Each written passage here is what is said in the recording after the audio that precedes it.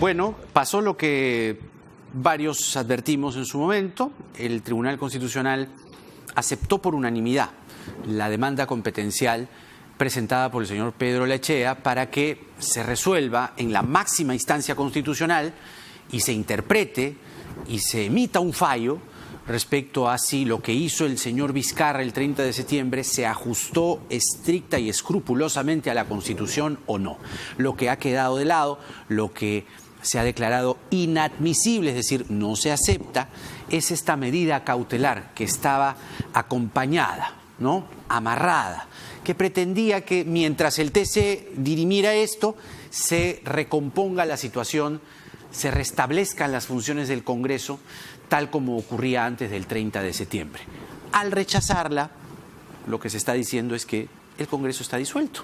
O por lo menos eso se lo preguntaremos a nuestro invitado, magistrado, por cierto, del Tribunal Constitucional, el doctor Eloy Espinosa Saldaña. Doctor Espinosa Saldaña, buenas noches, gracias por venir. Gracias, Jaime, y quiero agradecer públicamente. El otro día hiciste una reseña estupenda de nuestra última publicación, que precisamente gira sobre estos temas, los límites de lo que puede hacer un juez constitucional. Muchas gracias por eso, además lo dijimos en su momento, era sumamente oportuna, y lo es, sin lugar a dudas, lo estoy leyendo, ciertamente. Pero vamos al tema de la materia. Lo primero, al aceptar la demanda competencial, que se ha aceptado por unanimidad, todos los magistrados lo han aceptado, se está aceptando también la competencia del señor Pedro Olaechea para presentar demandas competenciales, que fue lo que el señor Vizcarra criticó en su momento? No en este caso. No puedo entrar en detalle todavía porque la sentencia, el auto, el pronunciamiento va a ser publicado recién el día 4. Pero tiene que quedar claro cuál es el fundamento de nuestra actuación. El Tribunal Constitucional tiene un rol moderador y pacificador.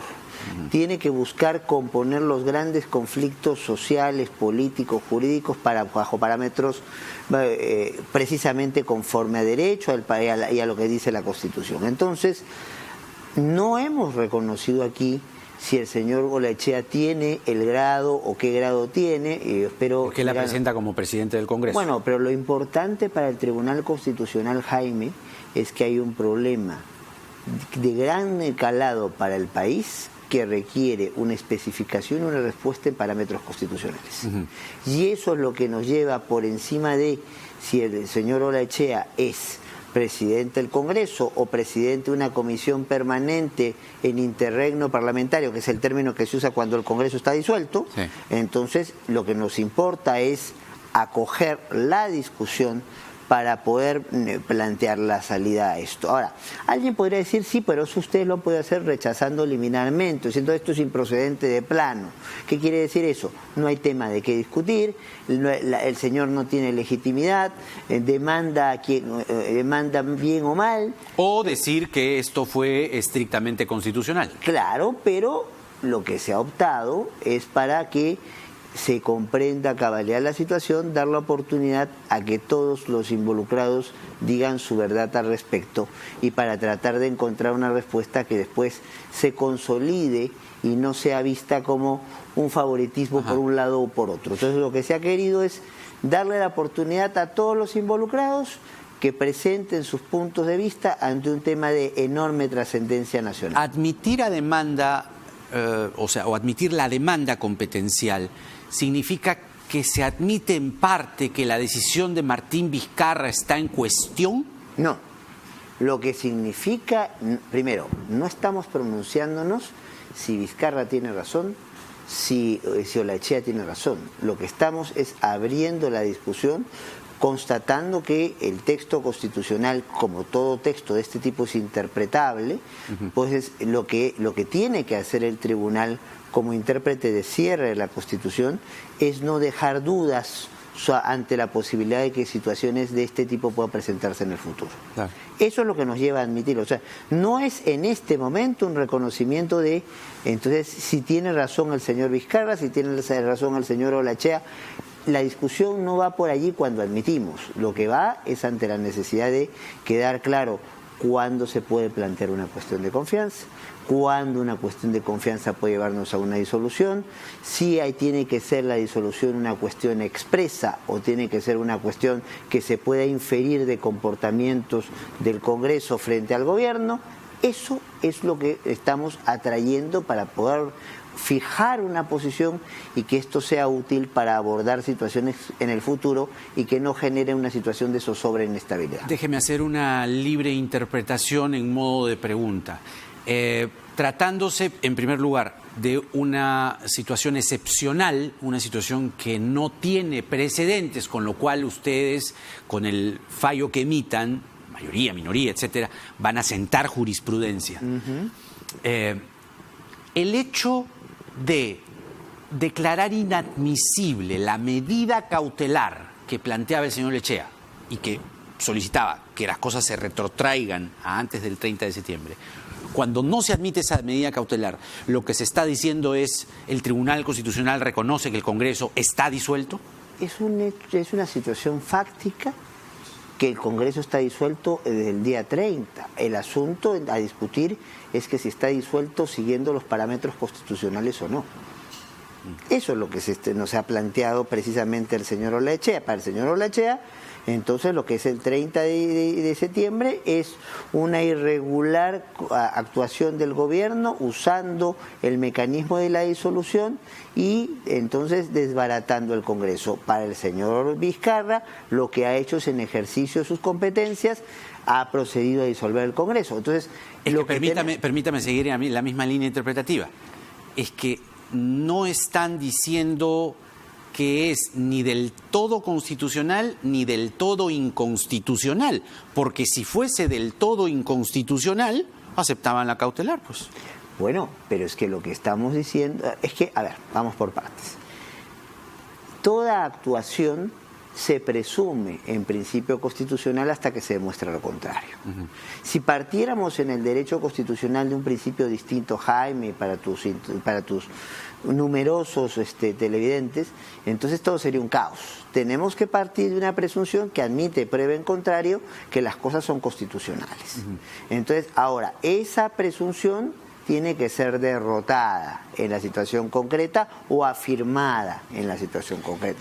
Y lo que estamos abriendo es, ante un pedido de un tema de gran importancia nacional, la posibilidad de discutir si se dedujo bien la cuestión de confianza que lleva a entender que hay una disolución, y eso es lo que los vamos a pronunciar. Coincido que es un tema de importancia nacional y creo que muchos. Tratándose así, según el magistrado Ramos, que ha sido el ponente, es ahora quien debe responder el Ejecutivo. Es decir, el Ejecutivo ahora tiene que responder y hay un plazo de 30 días. 30 días puede hacer, hábiles. Correcto, hábiles. Hábiles. Cuidado.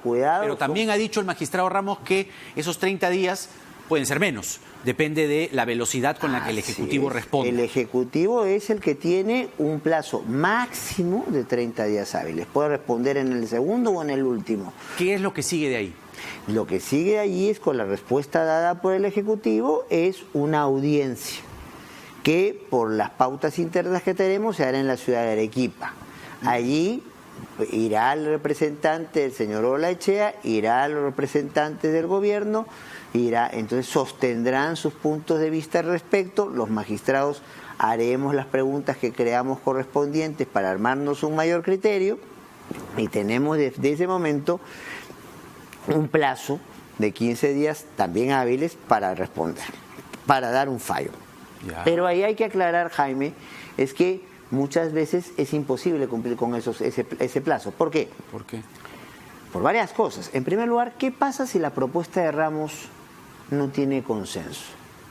De los 7 que somos, la apoya Ramos y una persona más, y no llega a ser la mayoría de 4 que se necesita para esto. Entonces tenemos que nombrar un nuevo ponente, o si se pone a la magistrada Ledesma. ¿Cabe esa posibilidad? Siempre cabe esa posibilidad. Así sea un tema, como usted sostiene, y uso su término, de importancia nacional. Porque finalmente lo que es un ponente o una ponente es la que propone una alternativa para ese problema, y sin duda con mayor razón si es un problema de gran importancia nacional. ¿Sabe por qué? Insisto y estoy tratando o estoy buscando una respuesta lo más clara posible, sin que usted adelante opinión y digamos, se vea perjudicada la interpretación. Claro. Por cierto, pero en alguna parte considerativa, en alguna parte de esta discusión, se puede anticipar la posibilidad, estoy hablando de la demanda competencial, ya la medida cautelar ya fue, pero estoy hablando de la demanda competencial. ¿En alguna parte considerativa se anticipa la posibilidad de que el estado de cosas pueda retrotraerse al 30 de septiembre? Si te contesto eso, te estoy contestando lo que es la pretensión del señor Olaechea. Entonces, lo que puedo decir son algunas cosas que pueden dar elementos de juicio y no son adelanto de opinión. Le pido por favor. Entonces, en primer lugar, la jurisprudencia del tribunal es reiterada. Entonces, los actos, cuando ya se ha convocado a procesos electorales por autoridad competente, la sola presentación de una demanda de un proceso constitucional no paraliza estos actos electorales. Es decir, que las elecciones congresales no se van a ver afectadas. En principio, con la sola admisión de esta demanda, no. Admisión. ¿Qué es lo que se ha hecho? No significa que en un fallo pueda el tribunal resolver por mayoría simple que, vamos a ponernos en el caso hipotético, que el señor Vizcarra cometió una infracción constitucional, fue contra la Constitución, y las elecciones, ¿qué pasa? Hay varias cosas que pueden pasar. En primer lugar, primero está el factor plazos. Si el Ejecutivo se toma el máximo tiempo posible, entonces estamos hablando que es el 4 de noviembre que vamos a publicar la resolución. Si se toma los 30 días hábiles, estamos hablando de mitad de diciembre, para recién poder convocar una audiencia. Probablemente, y además eso es conocido por todos, buena parte de las instituciones públicas en general y el Tribunal Constitucional paraliza las últimas semanas de diciembre. Oh. Entonces hay que convocar una audiencia, aun cuando se convoque en diciembre la audiencia. Después de la audiencia hay un plazo para ponernos de acuerdo. Puede pasar, y sin que nadie tenga intención de hacer daño, entonces que estemos en el periodo que las elecciones ya se hayan realizado. Un escenario posible. Otro escenario posible es que el gobierno conteste muy rápido y nosotros entonces podamos convocar una audiencia muy rápido y ponernos de acuerdo muy rápido y decir, ¿sabe qué, señor? Respuesta 1 posible, tiene razón el presidente Vizcarra al haber disuelto el Congreso, y aquí ya vamos en el decurso de lo que se ha planteado. Es que, perdóneme, la cosa pinta color de hormiga en el escenario contrario, es decir, si es que usted me dice por los plazos, calcula usted, y además en diciembre, entonces podría ser enero, pero el calendario electoral está corriendo. Es que debe Imagínese un escenario, debe seguir corriendo. Debe seguir corriendo. ¿Qué pasa entonces si en febrero los congresistas están elegidos y el tribunal dice, no, fue inconstitucional lo que hizo el señor Vizcarra? Si sucediera, estamos hablando entre hipótesis para no... Entonces, cuando, por ejemplo, un tribunal resuelve, cuando ya las cosas tienen una situación irreversible, estamos en la figura de lo que se llama la sustracción de materia. Entonces, no podríamos cambiar esa situación de congresistas elegidos, pero sí podríamos para futuro dar sugerencias de cómo manejarse esta situación. Si el fallo resultara contrario a la decisión tomada por el señor Vizcarra, ¿él podría ser pasible de una acusación constitucional? No me gusta hacer política ficción. Entonces, el tema es... Hacemos un caso tipo. Ahora, en realidad es una causal de vacancia en la disolución irregular del Congreso de la República. Ya. Entonces, pero vamos despacio y tiempo al tiempo, Jaime. Entonces, primero hay que definir si la disolución que se ha hecho, porque de hecho ha habido una disolución el 30 de septiembre, se responde a parámetros constitucionales o no. Y si esta disolución entonces responde a parámetros constitucionales, puede gustar a algunos y no gustar a otros, pero ya se consolida. Entonces, no perder de vista que el único que puede plantear una causal de vacancia de un presidente de la República es el Congreso de la República. Pero en ese caso habría un Congreso ya elegido, el nuevo Congreso. Puede darse esa posibilidad. Pero no puede reactivarse el Congreso anterior. A ver, ahí me tengo que ir con mucho cuidado. Entonces, ¿por qué? Porque quien maneja en este momento los tiempos de la discusión es el mismo Ejecutivo. Porque tiene que presentar su respuesta. Sí, señor. Entonces, eso va a condicionar qué tan cerca o qué tan lejos estemos de la situación de las elecciones ya convocadas por el órgano competente, que es el Jurado Nacional de Elecciones. Entonces, lo que tendría que hacer o suceder en este momento es que el Ejecutivo se ponga mañana, tarde, noche y madrugada a escribir esa respuesta. Yo no soy quien para decirle al Ejecutivo cuál es su estrategia procesal. Entonces, pero justamente el Ejecutivo tiene que ver, como pasa con todos los que están en un proceso, diseñar cuál es su estrategia, sobre todo si se trata de un proceso de esta magnitud.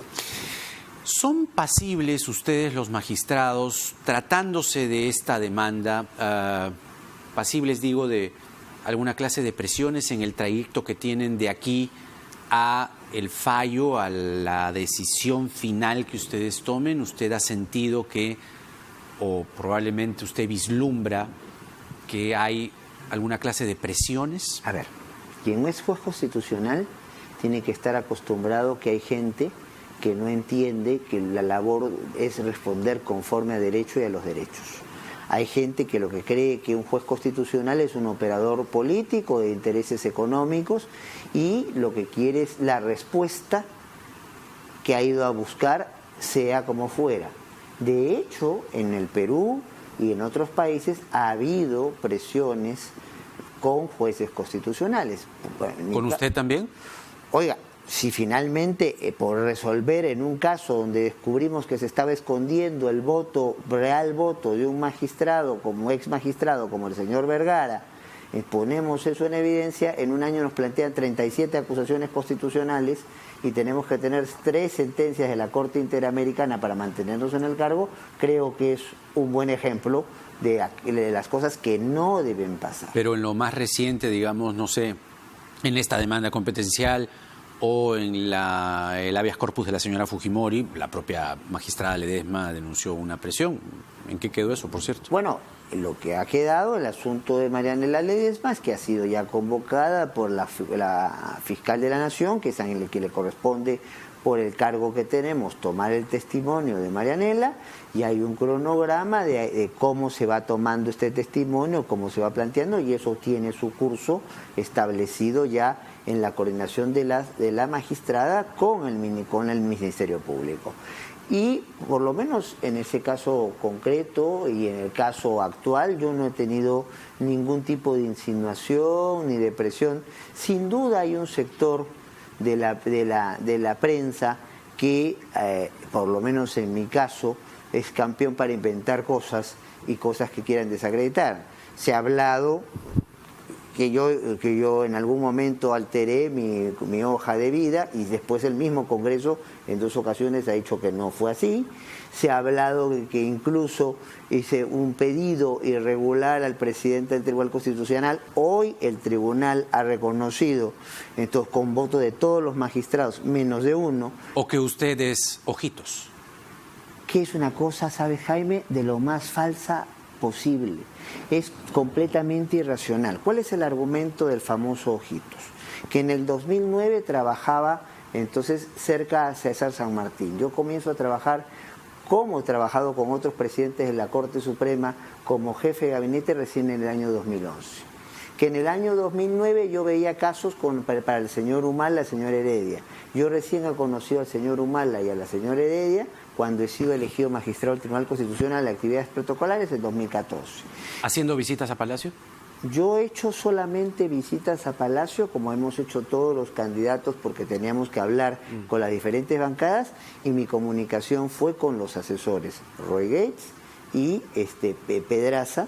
Como he hecho visitas porque me lo pedía la bancada de Fuerza Popular, como lo pedía la bancada, y que es lo que corresponde, precisamente lo que la ley orgánica ahora quiere modificarse y que se ponga. Entendiendo todo ese historial, que es conocido y lo hemos leído hasta la saciedad, hoy el señor Eloy Espinosa Saldaña puede contarle al público que en los casos recientes, Keiko Fujimori, demanda competencial, ¿hay alguna clase de presión interna o externa para que ustedes voten en determinado sentido? A la luz de lo que dijo la magistrada Ledesma, ¿eh? En mi caso, en el caso Keiko Fujimori, no ha habido presión alguna. ¿Y en el de la demanda competencial? Y tampoco se ha planteado directamente la competencia. Lo que sí hay es un sector de muy reducido de la prensa que, por lo menos en mi caso, levanta situaciones que son falsas, entonces y que no vale la pena ni siquiera plantear rectificaciones porque ni siquiera las publican. Pero yo tengo, Jaime, lo principal, la conciencia tranquila. No he hecho nunca nada irregular, todo lo contrario. Mi labor en el Tribunal Constitucional no tiene cuestionamiento ni mácula, entonces, y me ha permitido entonces hacer un trabajo que con errores, como todo ser humano, entonces tiene, creo, el reconocimiento básicamente del grueso de mis colegas y de la comunidad jurídica. A propósito del caso Keiko que lo estamos mencionando, ¿en qué va? Bueno, yo calculo... Que ya pasó tiempo, ¿eh? Yo calculo que el ponente debiera estar entregándonos mañana por los plazos que él mismo señaló. ¿Mañana? ¿Mañana qué? Mañana miércoles, porque finalmente... No digo, ¿qué debe entregar? Pues la ponencia. ¿Y ustedes tienen que debatirla? Sí, señor. Porque además se la entrega encriptada, ¿no? Para tratar de asegurar evitar filtraciones. ¿Mañana? Yo calculo que sí. ¿Por qué? Porque entonces... ¿Y se resuelve mañana también? Perdone. No, por favor. No. Estas cosas hay que estudiarlas. ¿Cuánto tiempo toma estudiar una cosa así? Bueno, a ver. Cuando nos llega una ponencia de cualquier caso, entonces esa ponencia, entonces hay dos maneras de trabajarla. Cuando son casos como estos, que llamaríamos emblemáticos, se discuten en el pleno, puesto en un día de agenda, martes o jueves, que son los días que nos reunimos en el pleno, y allí entonces el ponente, y si fuera Marianela, la ponente presenta. En este caso es el señor Blume, que presenta su ponencia. Exacto, encriptada con candado. Así es, para que no se filtre. Entonces ustedes se lo llevan a su casa. Nosotros, si por ejemplo mañana lo entregamos... ¿Qué es lo que usted dice que tiene que pasar? Yo creo que es lo que va a pasar. Ya. Porque entonces son los plazos, y creo que hay una intención de todos y también de Ernesto de tratar de cumplir con los plazos por las implicancias que tiene un caso como este.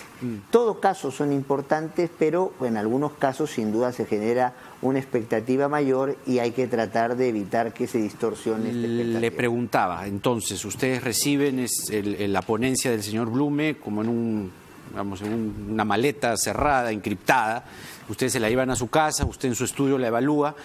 ¿Cuánto tiempo se tienen que tomar? Bueno, yo supongo que si se entrega la ponencia el día de mañana, el martes ya podría el ponente estar haciendo una primera exposición. El martes de la próxima semana. Exacto, ya podría estar pasando eso. Y entonces, y si lo que él plantea genera consensos, podría llegarse a un pronunciamiento a la brevedad. Ahora, si lo que él propone no genera consenso, sino más bien que la mayoría tiene una posición opuesta a la que él plantea, el ponente podría, como en todo caso, porque eso no es una pauta solo para el caso Keiko, sino para cualquier caso, si el ponente no genera consenso, si la mayoría vota en contra, se nombra un nuevo ponente. Entonces, y ese nuevo ponente tendría que elaborar un texto distinto, entonces, que refleje pues las alternativas, las posiciones de la mayoría. Si lo que dice el ponente, Jaime, genera consensos, hay dos posibilidades. Hay la posibilidad de que algunos quieran presentar fundamentos de voto. ¿Qué es esto? Para explicarlo por los amigos, es... mira, yo coincido con lo que tú estás concluyendo, pero para mí hay otras razones a tomarse en cuenta que quiero explicitar. O de repente en el consenso no hay consenso, sino lo que hay es mayorías, entonces hay un voto de minoría discrepante que llamamos voto singular. Claro. Ya viene Juan Carlos Tafur en un momento para hablar de coyuntura política. Le agradezco, doctor Eloy Espinosa, por venir, pero solamente quería irme con una del estribo. ¿Es verdad que se está usted voceando internamente en el fuero del Tribunal Constitucional como un próximo presidente? Yo me dedico a hacer mi trabajo y... Le digo porque es un suelto que apareció en el diario El Comercio.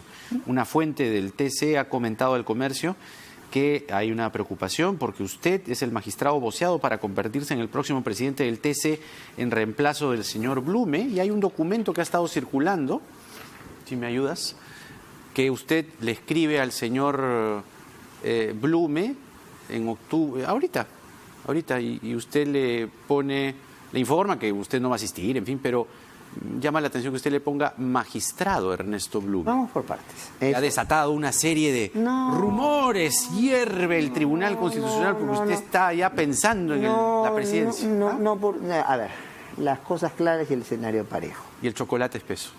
También. El tema aquí es bien claro. Yo el día 24 de octubre tenía serios problemas personales que ya han sido explicados en el Pleno. Mando una comunicación diciendo que yo no voy a ir a la sesión. Entonces esto causa sorpresa para algunos colegas y algún colega aprovecha la situación para plantear algún tipo de extrañeza. Hoy día he explicado cuál es la situación que ocurrió, el Pleno ha entendido perfectamente la situación y no hay extrañeza alguna, y con el apoyo de todos los colegas, menos yo. No, mi pregunta iba más por el tema de que ustedes lo están voceando como presidente. Pero yo contesto lo que se está diciendo como hervidero. Entonces, esto es una cuestión muy puntual, un magistrado que no pudo ir y que esto causaba algún tipo de sorpresa, y la sorpresa ha sido explicada y esto ha quedado de lado. Entonces, mira, Jaime, nosotros estamos para hacer el trabajo jurisdiccional y lo que nos toque hacer y asumir hasta el último día como magistrados, porque eso de mandato vigente es un término engañoso. En realidad, nosotros somos elegidos por un periodo, pero tenemos mandato vigente hasta el último día que tengamos, porque no es magistrado primero y de segunda. Entonces, seguiremos haciendo nuestro trabajo hasta el último día. Lo del tema, si se asume una presidencia o una no presidencia, es una decisión de un colectivo que se tomará en su momento. Muy bien. Doctor Eloy Espinosa, muchas gracias por la invitación. Bueno, vamos a ver, el 4 de noviembre se conocen los fundamentos de cada uno de los magistrados respecto a la demanda competencial. Vamos a la pausa, rapidito, y venimos con Juan Carlos Tafur para conversar sobre justamente esta agitada coyuntura política, pero mirando además el horizonte de las elecciones congresales y los partidos, porque nada está dicho.